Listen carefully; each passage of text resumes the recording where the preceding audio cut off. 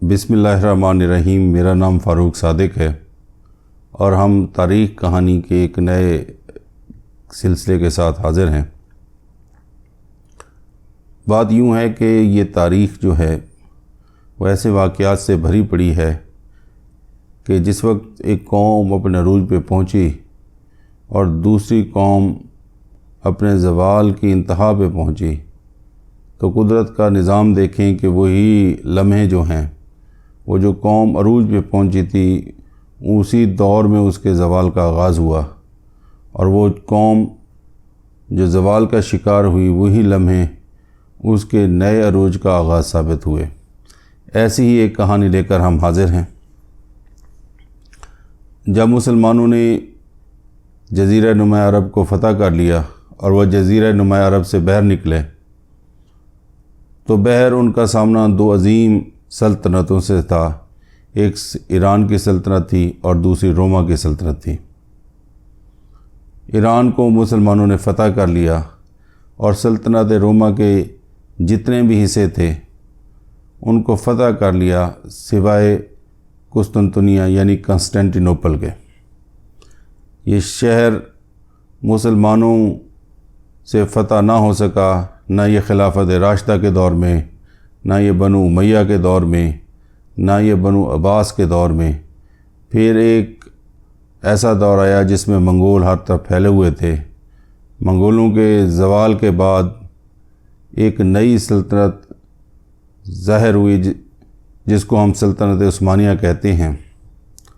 اور سلطنت عثمانیہ کے دور میں جا کے 1000 سال کے بعد سلطان محمد فاتح کے دور میں قسطنطنیہ فتح ہو گیا، یعنی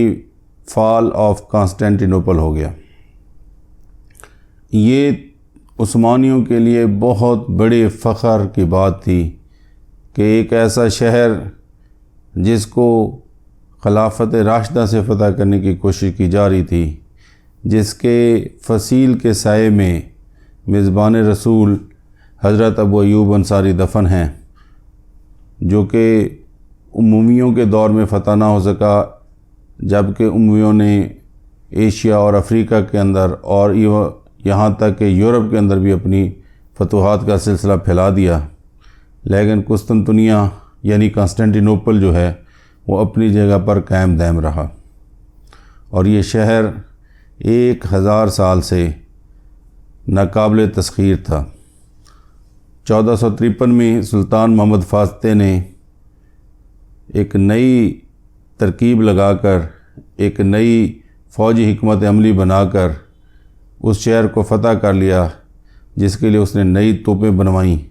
اور اس کے علاوہ اس نے ایک عظیم کارنامہ یہ سر انجام دیا کہ اس نے جہاز خشکی پہ چلا دیے۔ تو اس طرح قسطنطنیہ سلطنت عثمانیہ کی بہت بڑی تاریخی فتح تھی، اور پھر جو عثمانی حکمران تھے انہوں نے اپنے لیے قیصر کا لقب بھی اختیار کر لیا۔ سلطنت عثمانیہ اس سے پہلے یورپ میں پھیل چکی تھی۔ قسطنطنیہ کے چاروں طرف سلطنت عثمانیہ موجود تھی، اور قسطنطنیہ یعنی کنسٹینٹینوپل اپنی جگہ پر قائم تھا۔ تو قسطنطنیہ کی فتح عثمانی خلافت کا، عثمانی حکمرانوں کا سب سے بڑا اعزاز تھا، اور اسی کے ساتھ 1300-1400 سال سے قائم سلطنت روم جو ہے اس کا اختتام ہوا، اور ایک بہت بڑی سلطنت اپنے منطقے انجام کو پہنچی۔ تو یوں بظاہر یہ سلطنت عثمانیہ کا سب سے بڑی فتح،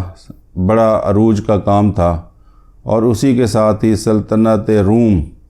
جو کہ مغرب کا، جو کہ یورپ کا صحرا تھی، جو فخر تھی، وہ اختتام پذیر ہوئی۔ پھر یوں ہوا کہ یورپ کے اندر اس وقت ایک ایسا دور تھا جس میں وہاں پر کوئی خاص ترقی نہیں ہو رہی تھی، وہاں پہ نئی سوچ اور نئی فکر کو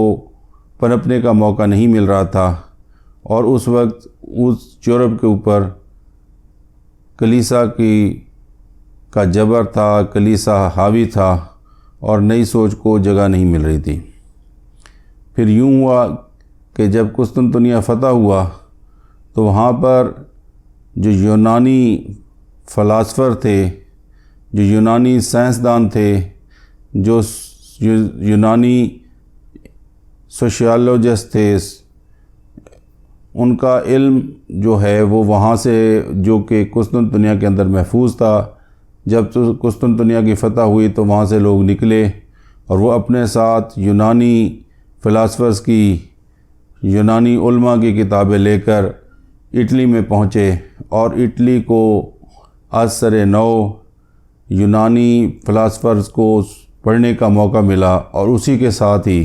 وہاں پر پہلے سے ایک تحریک چل رہی تھی، ہیومنزم کی تحریک چل رہی تھی۔ تو اس تحریک کو جا کر ان لوگوں نے جلا بخشی، اور اسی کے ساتھ رینیسانس یعنی کہ نشاط ثانیہ کا آغاز ہوا، اور تمام لوگ اس پر متفق ہیں